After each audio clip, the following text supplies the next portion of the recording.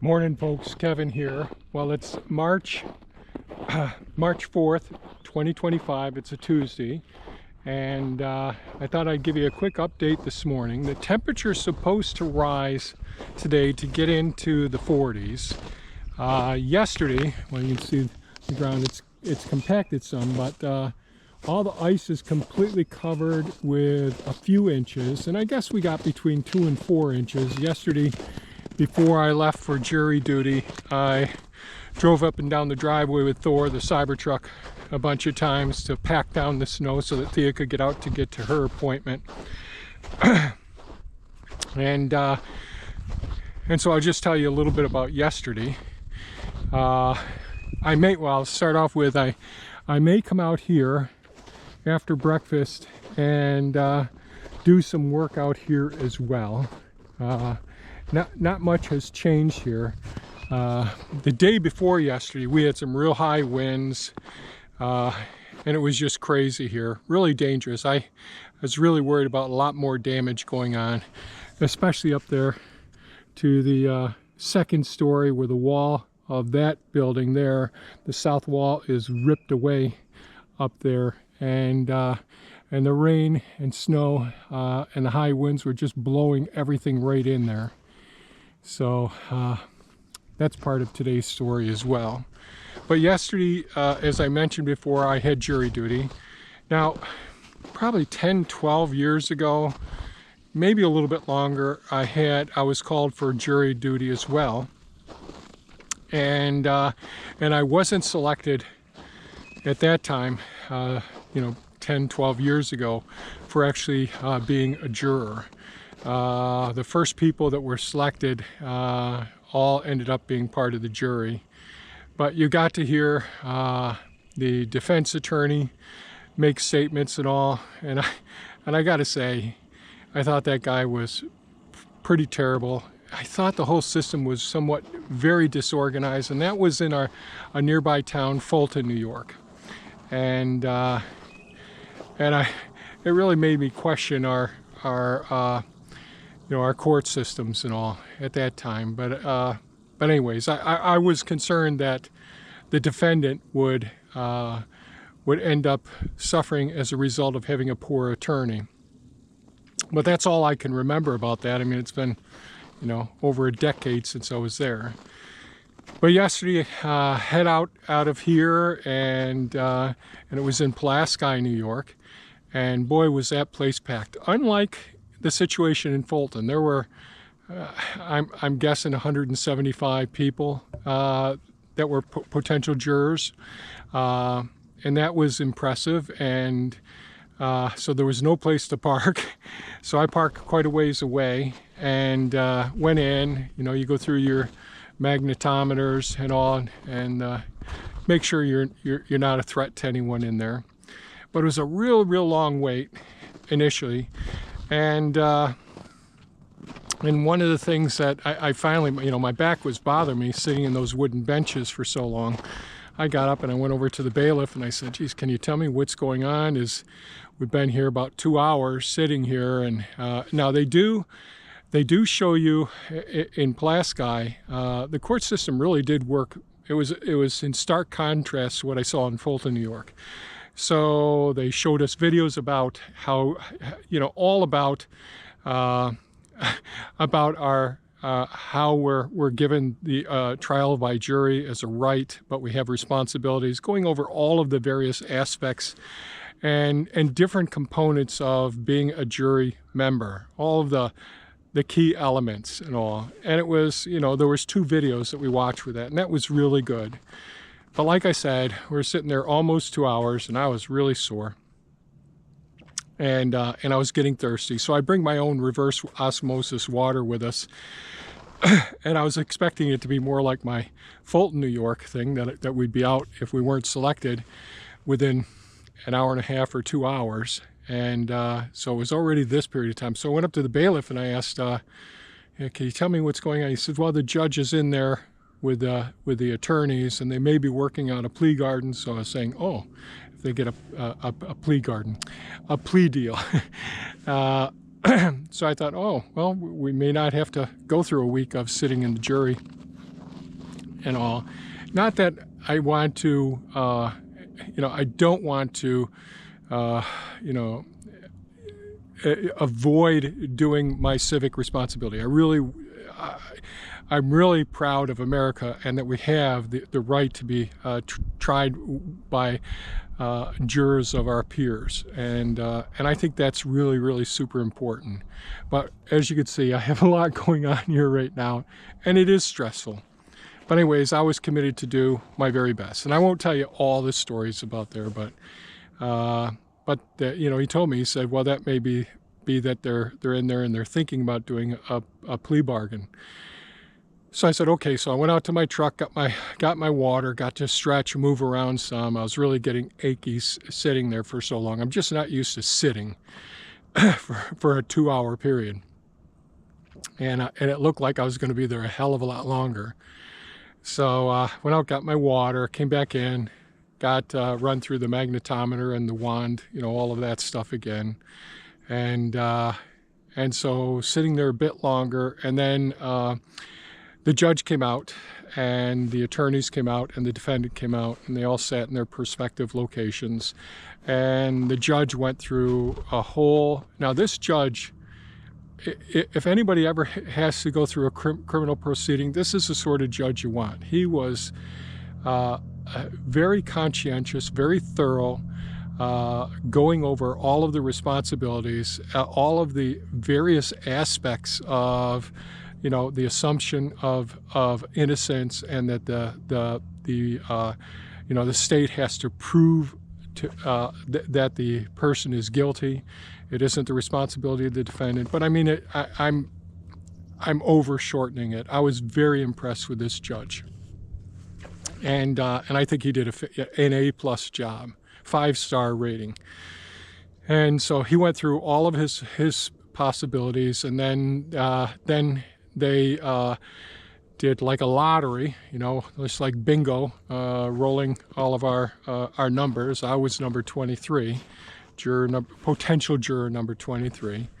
And so the clerk, I think it was the clerk, he went ahead and pulled out the numbers, and lo and behold, my number was called. So I said, okay, I'm going to be here for a while, for the next week. And the judge went through, I mean, this was the level of detail and purposeful attention to making sure that we were all completely aware of our responsibilities and what was involved, and then trying to sort out, do we have any biases? We all have bias, and really asking questions of each of us about what our various biases based on even the crimes that were alleged.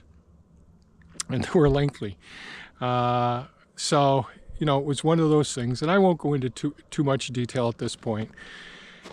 But, we went through, I think it was probably about 12:30 that the judge, it was after, between 12 and 12:30, the judge went ahead, and after the judge had finished up the first part of the whole thing, he asked him and the attorneys to go into a consultation room, and we're all sitting there. Then my phone rang. Now, I'm going to stop that story for just a second. As a backstage, our first assigned claims adjuster was supposed to be here at Friday at 2 o'clock. This is Tuesday when I'm telling this story. And he wasn't, he called me at 1, he texted me at 1, said he couldn't make it. He'd make it the next day on Saturday at 2 p.m. and he never showed. I texted him back, said, hey, are you still coming? No responses from him. So now back to yesterday's story, or today's story that I'm talking about yesterday. The judge and the 2 attorneys and the defendant were off to another room, and so we're all sitting there, and people were really being quiet and taking the level of professionalism and accountability that should be demonstrated in a courtroom.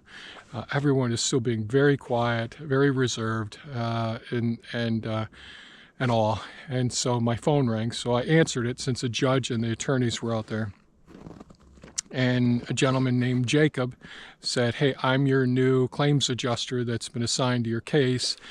Have you got a few minutes to talk?" I said, "Well, no, not right now. I'm on jury duty, and I'll call you back, or call me after 6 p.m. Because I have no idea what's going to happen over the next week. The judge has already told us it'll probably get wrapped up by Friday of this week that we're in right now, but it could potentially go into next week." But he thought, anticipate Friday, could be longer for the court case, and then there's the whole deliberation part. So I didn't want to tell Jacob, the new claims adjuster that was assigned to this case, that a specific time that we could do anything. So I said, "I'll have a better idea at 6 p.m. Give me a call at 6. So ended up that I wasn't selected. I was one of the potential jurors, but they only kept 3 out of the first 16. I think they had the 12 and then 4 alternates there, but they kept 3 out of all of us, and then they were going to start the second round after I left after 2 p.m. So I was impressed with the judicial system in Pulaski, New York.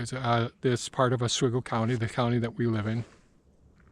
I felt much more at ease than when I did a little over a decade ago with the court system when I in Fulton, where I appeared that time.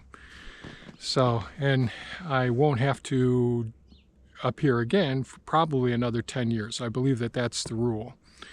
So last night, after getting home and getting some things done, I didn't hear from Jacob yet, so I called him not too long after 6 p.m. And talked with him, and he indicated to me that, geez, he's really booked up with so many different claims that they have that it would be next week sometime. And I said, geez, I'm not very comfortable with that. This has been pushed off, and we have an emergency work that needs to be authorized and performed to get that building sealed up before something else goes wrong. And there's damage to the weather elements that are going into the building. We got our book business there. I got all the rest of my workshop equipment there. Some of our medical supplies are there. So, and I think he mentioned he's 3 hours away.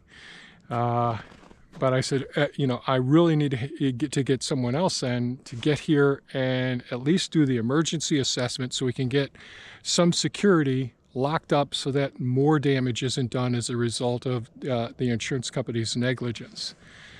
And he was very nice, very professional, unlike the first guy, the first claims adjuster. And he said, okay, how about Wednesday, tomorrow morning at 8 a.m.? I said, excellent. So I'm looking forward to him coming tomorrow and getting started with the claims and all. So I guess that's about it with the update of what's going on in Kevin's life here on the farm. I think I mentioned to you before that we've had to shut down our book business and our online bare root trees and cuttings that we're going to sell online this year. All of that stuff. There's just no feasible way for us to be able to provide the level of quality and service that we're used to providing, given everything and the delays with this season. Because March is our time. This time of year right now, despite how it looks, this is the time to start shipping all of those bare root plants and all. Really super important to get those out because most places don't have all this snow that we have. And our counterparts, they always sell out in no time at all. They've already sold out, and I'm really glad I didn't post the prices and start accepting sales yet for the nursery stock. Really glad I didn't do that. Some people are disappointed that we're not able to do the book business, but it's just too dangerous to be up in there right now. We don't want anything like this coming down. Here we have the pallet racks holding up parts of the building. We have the heavy equipment that's holding up part of the equipment. We have all our lockers, all our cabinets. Those are holding up all of the equipment. Up there we just have books and stuff. I have a gym set and things like that. If that building comes down, we're toast. So that's our situation. Was there anything else I wanted to say? I don't believe there was anything else I needed to say. Once again, thank God for Elon being here to help us out with some of this work and all. And yeah, the nursery here, the greenhouse, all the plants are completely buried in there. So these are the ones that are rooted and potted, or the bare root ones that are right up against the outside here. But these ones we'd never ship. These are the great big ones. These are for local pickup only, which we can resume that part of it, you know, later on in the spring when people up here, you know, when the ground's thawed and people are thinking about spring up here. So that'll be a couple weeks yet before that really happens. So I think that's it for today's video. If I record something later on this afternoon, do some work out here, that'll be in a video for tomorrow and all. But just wanted to give you folks a bit of an update on how things are going and what the status is. So I hope you folks stay safe and take care. We really appreciate your comments and your thumbs up. That does help us out. And I'll sign off for now. Take care, folks. Bye-bye.